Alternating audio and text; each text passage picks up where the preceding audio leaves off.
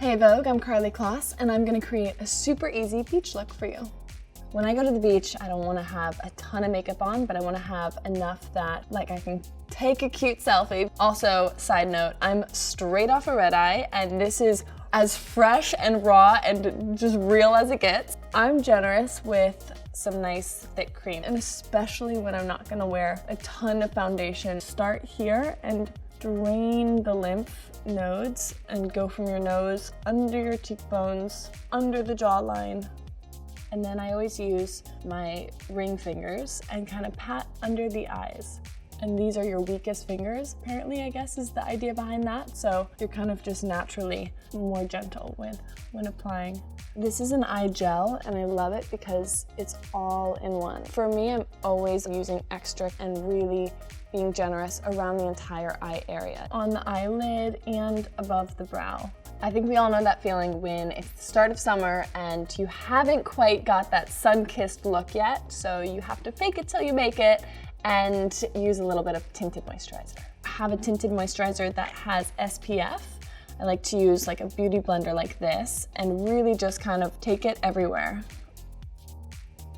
I like to use a waterproof concealer. You don't need a lot. It's really more about blending it in.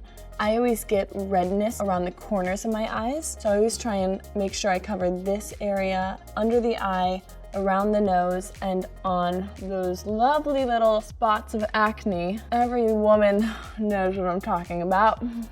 Pat McGrath is the master of all things makeup, and she taught me your brow shape should be similar, but they shouldn't be identical. That's just naturally the way we all are. So I'm lightly feathering the brow and kind of finding the shape. I like a strong kind of start to the brow and then fill in any holes or gaps and then extend the length a little bit. I love to use a waterproof mascara. You can do black or brown for kind of a more natural look.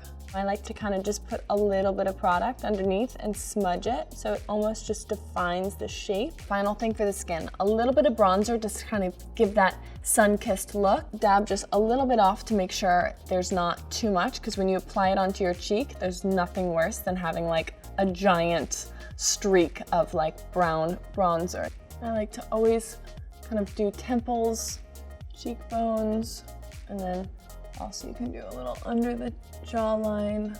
I get creative with using one product for multiple things. So I love to use a lipstick for a cream blush. And also if you're gonna go from the beach to dinner, you can use that same lipstick for your blush and then also for a great color on your lip. Since I'm going to the beach, I'm gonna go more corally.